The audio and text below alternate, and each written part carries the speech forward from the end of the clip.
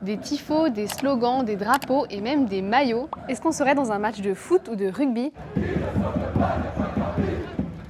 Eh bien non, on est dans une compétition d'e-sport. Ces dernières années, des clubs fondés et financés par des youtubeurs et des streamers super populaires ont fait leur entrée sur la scène e-sport française. Depuis 2019, citons la Carmine Corp de Kameto et Prime, la Mandatory de Zerator ou encore Gentlemates qui a été lancée par Gotaga, Squeezie et Brooks. Tout ça, ce sont évidemment des influenceurs qui sont suivis par des millions d'abonnés sur les réseaux sociaux. Et donc centrer des clubs autour d'eux, ça apporte deux atouts au milieu de l'e-sport. D'une part, des sponsors qui sont super importants pour un milieu qui ne connaît pas une croissance aussi exponentielle qu'avant et qui peine à être rentable. Et de l'autre, une nouvelle manière de regarder des joueurs sur League of Legends, Valorant ou encore Rocket League. Le meilleur exemple, c'est la Carmine Corp, aux événements e-sport gigantesques créés juste pour ses fans. D'ailleurs, on en a parlé avec Tepi qui fait partie des ultras du club. C'est un des deux drapeaux de la Carmine. Donc c'est des drapeaux qu'on brandit souvent en parkage. Des maillots, je dois en avoir 6 ou 7 je crois.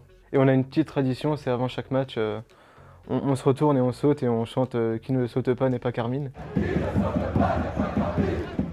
Je pense que la K-Corp a beaucoup de fans, principalement dû à Kamel. Il s'investit tellement que nous on ne peut pas ne pas y croire. Les équipes de sport, par exemple dans le foot, elles ont une situation géographique qui font qu'elles vont avoir des supporters. Le fait d'avoir des influenceurs permet d'avoir déjà une communauté. Il y a des gens qui ne connaissaient pas grand-chose à l'e-sport et qui, parce que Squeezie et Gotaga ont fondé leur structure, vont s'y mettre. Et l'importance d'avoir des fans dévoués, c'est même devenu un argument des clubs pour attirer les joueurs. Moi, c'est ce que j'explique à tous les joueurs qu'on a, c'est que partout où ils vont, ils seront à domicile. C'est quand même une chance phénoménale. À Düsseldorf, on était il y a même pas un mois pour les championnats du monde de Rocket League.